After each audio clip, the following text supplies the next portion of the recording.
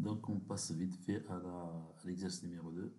On considère un gaz de volume V1 égale à 1 litre contenu dans une bouteille sous forme de cylindre sous une pression P1 égale à 1 bar.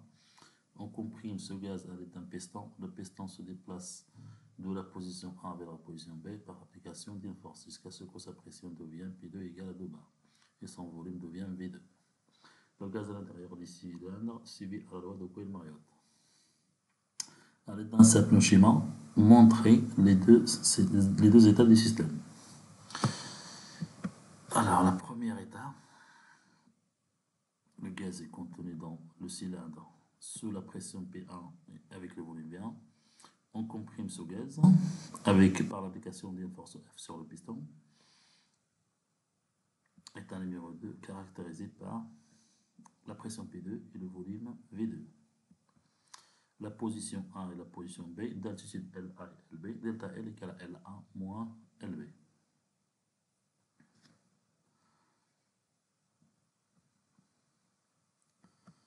La deuxième question, donne l'expression de volume V2 à l'état final. Le gaz à l'intérieur du cylindre subit la loi de Boyle-Mariotte, donc P fois V égale à une constante. C'est-à-dire, à l'état 1, nous avons P1 fois V1 égale à P2 fois V2 à l'état 2. C'est-à-dire que V2 égale à P1 V1 divisé par P2.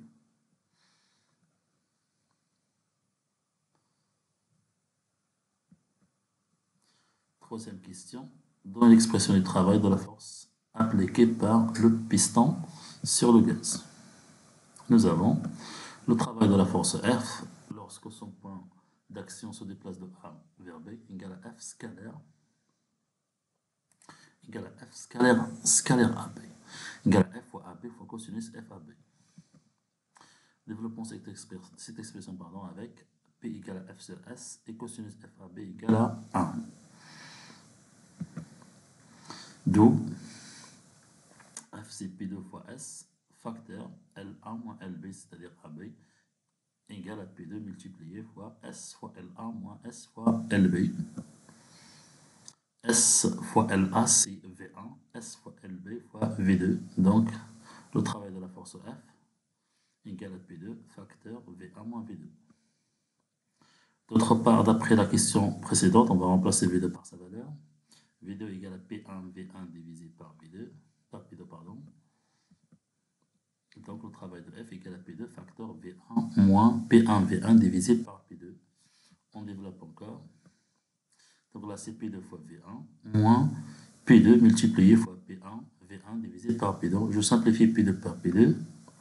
Il vient que P2 multiplié fois V1 moins P1 multiplié fois V1. Je factorise par V1, c'est-à-dire le travail de F égale à P2 moins P1, le tout multiplié fois V1. Application numérique, P2 égale à 2 bars, P1 égale à 1 bar, avec 1 bar égale à 10, 13, 25 pascal, et V1 c'est 1 litre c'est 10 puissance moins 3 mètres cubes. Donc, le travail de F égale à 101,325 joules. On passe à la quatrième question. Que peut-on dire de l'énergie interne du gaz contenu dans le cylindre? Donc, le gaz contenu dans le cylindre a reçu de l'énergie interne, c'est par